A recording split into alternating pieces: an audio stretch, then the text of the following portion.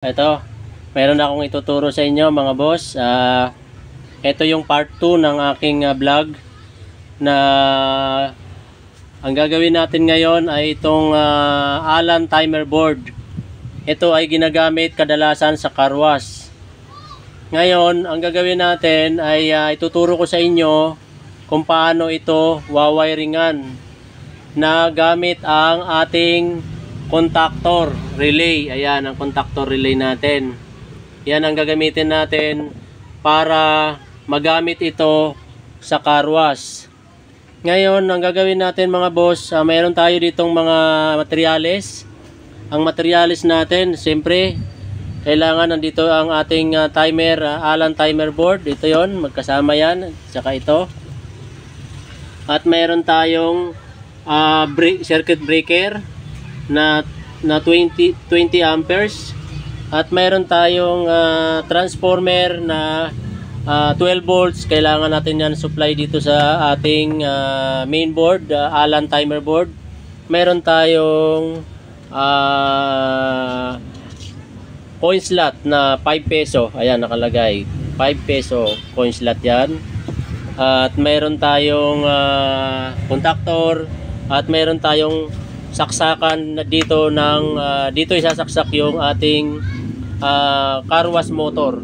Dito banda natin isasaksak yan pagka andar ng ating Allen timer board. Ngayon, ang gagamitin muna natin mga boss, ito lang ay ilaw, para malaman lang natin kung ito ay magkakaroon na ng power, itong outlet na to, pagka umaandar na ang ating Allen timer board. So mga boss, ituturo ko sa inyo yung paano mag-wiring nito. Ito ay pag natutunan nyo ito mga boss, pwede nyo ito gawing hanap buhay sa bahay ninyo.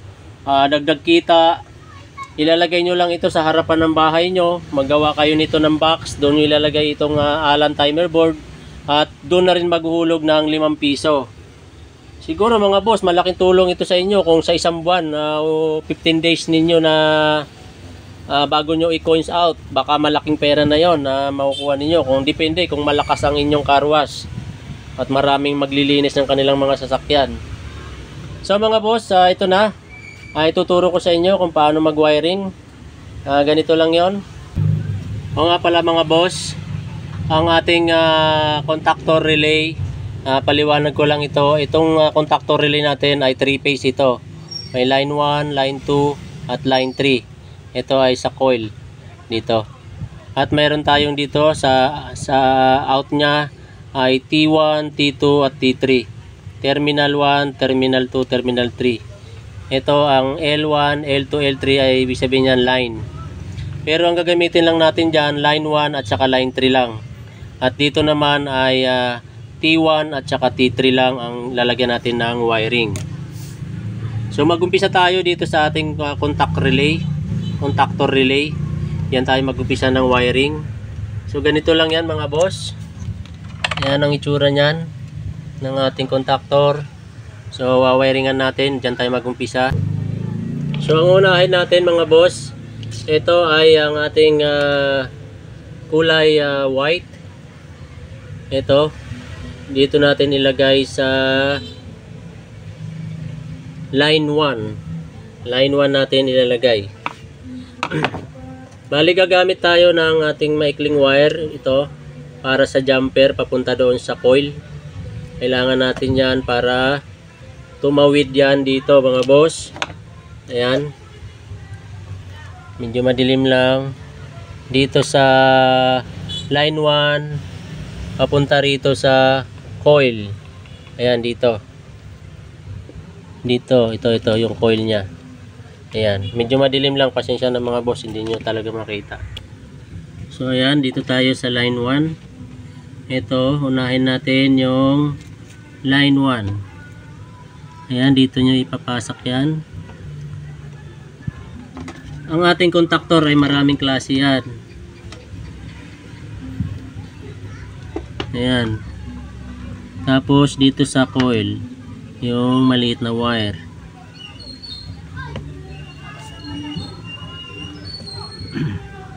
Ayan, dyan yan ikakabit.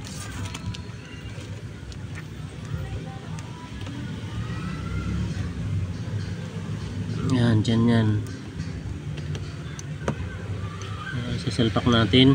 Kailangan pag kinabit nyo mga boss, ito ay dapat mahigpit. Ayan. Para hindi siya mag-i-spark ang kuryente. Kaya natin ginagamitan ito ng contactor mga boss. Kapag car wash. Kasi ang motor ng car wash ay mataas ang current. Kaya kailangan sa contactor siya kukuha ng power ang magsusupply. So ito, ikabit natin yung block dito sa line 3. Ngayon mga boss, bago natin ikabit tong block, isama na natin tong ayan. Ito nga pala yung main board natin, yung Allen timer board. Dun sa una kong vlog, na-explain ko na ito. Uulitin ko na lang. Bali, itong unang 3 wires na to, yung black, white, red, ito sa ating coin slot yan dito. Papunta yan, meron siyang kulay, parehas lang ng kulay, red, black, white. So tatapat-tapat lang natin yung kulay niyan. Ito ay meron default na 1 minute. Itong sumunod naman na 3 pin din, papunta rin yan sa ating coin slot dito. Parehas lang yan, kaya lang ito mayroon tong default na 5 minutes. Pag nagulog ka ng 5 peso, 5 minutes ang lalabas dito sa ating timer. Dito naman pag nagulog tayo, pag dito tayo nakakonect, pag nagulog tayo ng 5 peso, yan ay ang lalabas ay 1 minute dito sa ating timer. So nasa sa inyo na yan kung saan nyo gusto. Pero pwede naman yan dito i-adjust. Pwede nyo dagdagan ng oras yan dyan. Ayan o, yung mga maliliit na yan na switch, pwede nyo yan i-adjust lang yan, itataas nyo lang, madadagdagan ng oras yung timer dito. Ngayon, ganito mga boss, no? Ito naman ay ang ating reset. I-reset po lang kung gusto mo nang mawala, mag-stop, reset ka agad. Pindutin nyo lang yan. Ito naman na green, black, brown na wire, ito ay papunta sa ating relay. Ang kukunin lang natin dito mga boss, yung black, color black at saka brown na wire. Kasi ito na brown at saka black ay open, ano yan, normally open. Ito ang kukunin natin. Kasi pag nag-on yung relay, magsushort ngayon yung brown at saka black, saka ngayon naandar ang ating contactor. Magsusupply ngayon yan ng kuryente. Pag nag-on na yung contactor, magsusupply ngayon dito ng kuryente. Aandar ngayon ang ating car wash pag mandar na yung contactor. So kailangan ito mag-on muna to para pagka nag-on na yan, wire na to magsushort, mag-on yung contactor natin. Ito naman nakatabi mga boss, parehas lang yan, out din yan ng ating mainboard papuntang car wash. So ito lang muna ang gagamitin natin, itong 3 wire na to, ito wag lang muna. So ito naman ang ating supply, 12 volts yan. Dito yan kukuha siya ng supply sa ating transformer. Itong transformer na to magsusupply sa ating mainboard, at yung transformer naman ay kukuha dito ng supply sa ating circuit breaker. Ayan. So ngayon ang gagawin natin mga boss, itong brown at saka black na wire, yan ang i-connect natin sa ating contactor. So kulay green na wire, hindi na natin kukunin yan. Itong brown at saka black na lang ang ating gagamitin. So dito ngayon yan, sa may black na wire natin, dyan natin i-connect yung black din na wire. So ilalagay natin to dito sa line 3. Iyon. Nakakonect na siya sa line 3. Ngayon, itong brown naman na galing sa mainboard, dito naman yan sa ating coil. Ikakabit. Dito yan sa ilalim. Yan, dito. Ayan. Ayun. Okay na. So ngayon ito mga boss, yung black at saka brown, white, pupunta naman ngayon yan dito sa ating breaker dito. Ayan, dito ngayon yan pupunta, kukuha siya ng supply. Ayun. Ang gagawin natin, isasabay na natin itong transformer. Pagkabit natin dito ng itong wire galing sa contactor at ang ating transformer, pagsasama-samahin lang yan para maikabit natin. Ayan. So ganito lang yan mga boss. Itong white, i-connect natin sa isang wire ng transformer at ilalagay natin dito sa line 1. Ayan, line 1. At yung kulay black naman, ayan, ilalagay natin sa line 2. Ito mga boss, temporary lang ito, pero pagka ginawa nyo na ito, kailangan maayos at mahigpit dapat ito ang paglalagay nyo. At lalagyan nyo ng mga tape yung mga connection nyo kasi delikado yan, kuryente yan. Okay, so ayan na, naikabit na natin yung ating linya papunta sa transformer galing breaker, at galing breaker papunta dito sa contactor. Ayan, may wiring na siya. Ngayon, pag umandar ngayon itong ating contactor, lalabas ngayon dito ang kuryente. Dito ngayon lalabas yan sa line 1 at T1 at saka T3. Paglabas niyan, aandar ngayon ang ating car wash kasi magkakaroon na ng power to ating outlet. So ngayon ikakabit natin tong ating outlet dito sa contactor. Ayan. Okay. Sana mga boss nasundan ninyo, no? Dito yung isang linya ng outlet dito sa T1. Sa T1. Yan, dyan. T1. Ayan. Dito naman sa T3 yung isang linya. Lagay natin sa T3. Yun. Okay. Ayan na. Naikabit na natin, no? So, naikabit na natin. Ayan. Papunta rito. Galing contactor. Papunta rito. So, ngayon, ito ilalagay na natin to. Yung ilaw natin, yung pinaka-load. Sa ngayon, ilaw lang ilalagay natin mga boss kasi wala akong motor ng car wash. Pero kung sa car wash nyo na talaga gagamitin, ang isasaksak nyo rito yung motor ng car wash. Ito, pansamantala lang ito, ilaw lang dahil demo lang naman yan. So ngayon, ikakabit natin ngayon ang ating Allen 5 peso. Ayan. 5 peso coin slot. Kulay sa kulay lang yan, red to red, black to black. Ayan. Ganito lang yan mga boss. Ayan, ganyan lang ang pagkabit niyan. White to white. Tapos red to red. Black to black. Ayan. So ayan, ganun lang yan mga boss. Oh. Lalagyan natin ng tape yan para safe. Hindi mag-short. Kailangan lalagyan lagi ng tape para safety. Ngayon, para hindi mag-short. Ayan. Tapos ito naman.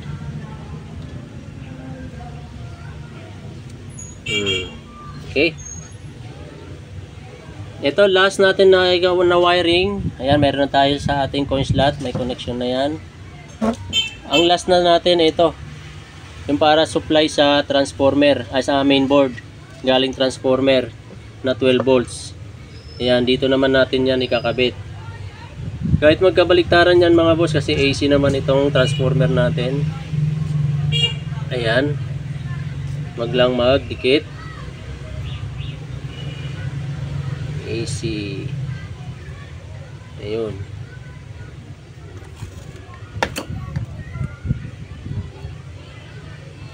So, ngayon, checkin natin kung na-wiringan na lahat.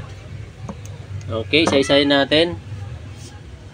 Galing breaker, sinuplayan niya ng ating transformer. Ang transformer, magsusupply naman siya papunta sa ating main board dito. Tapos ang breaker naman ay magsusupply din dito sa contactor. Ngayon, hindi mag-on yung contactor na yan kung hindi gagana ang ating timer. Kasi ayan o, itong brown at saka black, yan ang magpapaandar ng ating contactor. Para gumana yan ang ating contactor. Ngayon, pag gumana ang contactor natin, magkakaroon naman ngayon ng power itong saksakan, aandar ngayon ang car wash. So gagana ngayon yung car wash. So testing natin mga boss. Ito na. Ayan. So ito ang ating breaker, nakababa pa yan. Ito saksakan lang to dahil pang demo lang naman. So isasaksak ko na. Ayan, saksak. Saksak na yan. Ngayon, i-on natin ang ating breaker. Sa una, tutunog yung breaker, ang ating contactor, pero mag-off pa rin yan. Hindi pa mag-start. At iilaw ang ating Allen timer board. So, ayan. 1, 2, 3. Ay, yun. So, ngayon, naka-on na yan mga boss, no? At may ilaw na rin ang ating coin slot. Ayan, may ilaw na siya. May ilaw na. Pero hindi pa gumagana kasi naka-zero yan. So hindi pa gumagana ngayon ang ating ilaw. Wala pang power dito. Pag naghulog tayo ng 5 piso, saka lang magkakaroon yan ng power ang ating saksakan. Doon ngayon naandar ang ating car wash. Okay, nakita nyo mga boss, naka-zero yan. Magiging 1 minute yan dahil dito tayo nakakabit sa ito yung may default na 1 minute dito sa unang 3 pin. So saksak, lagay tayo 5 piso. Ayan. Gagana yan, 1 minute yung counter. Ayun. Umilaw na siya mga boss, oh. Umilaw na, oh. Ayan, 1 minute lang yan mga boss, yung ating nakalagay dyan sa default. Pagkatapos ng 1 minute yan, mamamatay na itong mag-o-off yung ating contactor. Mamamatay ngayon ang ilaw dito o ang car wash motor kapag naubos na yung oras niya. So ngayon, kung hindi pa tapos yung pagka-car-wash niya doon sa 1 minute, maghuhulog na naman ng customer ng 5 piso para uli siya magkaroon na naman ng oras to, matuloy yung pagka-car-wash niya. So ganyan lang to ang function nito mga boss, no? Ayan, malapit na. So sana mga boss, nasundan ninyo itong pagwa-wiring. Ayan. Ayan. Matatapos na yung oras. Mamatay yan. Ayun, patay. So wala nang kuryente ngayon dito kasi natapos na yung oras. Kung hulugan na naman ng 5 piso yan, saka lang ulit tatakbo yan. Ngayon mga boss, isusunod ko ulit sa inyo yung paano gumana itong 5 minutes. Pag naghulog na 5 piso, 5 minutes yung lalabas dito sa counter. So patayin muna natin. Ayan. Ilipat ko to. Ilipat natin dito sa default na 5 minutes. So ayan, on natin yung breaker. Ayan. So maghulog tayo ng 5 piso, no? Ayan, maghulog tayo ng 5 piso.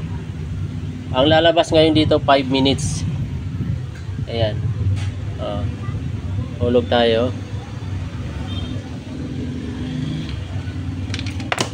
Yun, 5 minutes. Ayan, umilaw na. So 5 minutes yan bago mamatay itong ating timer. So ganun lang mga boss, no?